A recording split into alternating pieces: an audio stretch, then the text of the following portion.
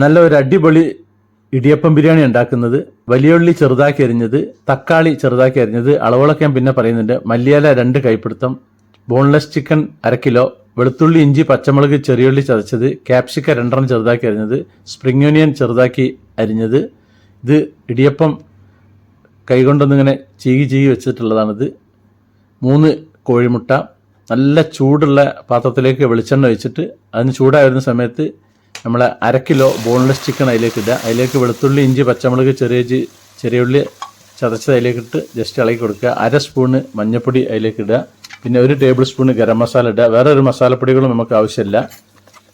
പിന്നെ ആവശ്യത്തിന് ഉപ്പ് ഇടുക. അത് ചൂടായി വരുന്ന സമയത്ത് അതിലേക്ക് വലിയുള്ളി 4 ചെറുതാക്കി അരിഞ്ഞത് അതിലിട്ടിട്ട് ജസ്റ്റ് ഇളക്കിക്കൊണ്ടിരിക്കുക. പിന്നെ അതിലേക്ക് കോഴിമുട്ട 3 ഇട്ടിട്ട് ഒന്ന് ചീകുക. കോഴിമുട്ട 3 ആദ്യം ചീകി വെച്ചാലും കുഴപ്പമൊന്നുമില്ല, അതായത് കുറച്ചും കൂടി ഉത്തമം. അതിങ്ങനെ ഡ്രൈ ആയി വരുന്ന സമയത്ത് അതിലേക്ക് തക്കാളി 3 ചെറുതാക്കി അരിഞ്ഞത് അതിലേക്ക് ഇടുക. അതിന് ശേഷം നമ്മളെ ക്യാപ്സിക്ക അരിഞ്ഞ് വെച്ചതിൻ്റെ ഹാഫ് അതിലേക്ക് ഇടുക. പിന്നെ സ്പ്രിംഗ് ഓനിയന് ഫുൾ അതിലേക്ക് ഇടുക.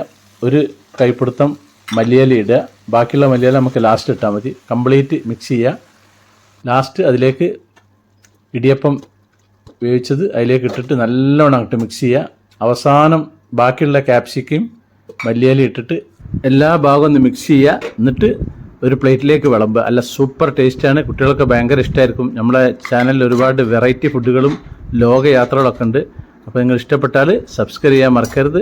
ഓക്കേ.